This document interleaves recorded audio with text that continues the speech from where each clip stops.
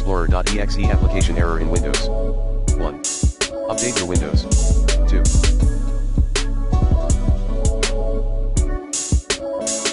Change the size of virtual memory. 3.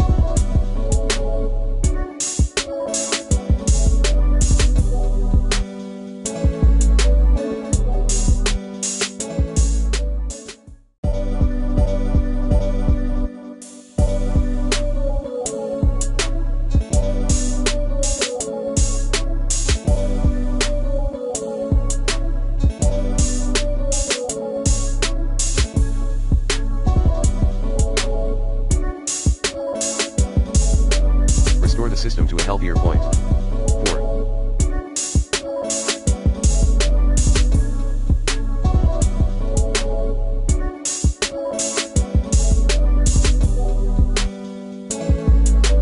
Check the hard drive. 5.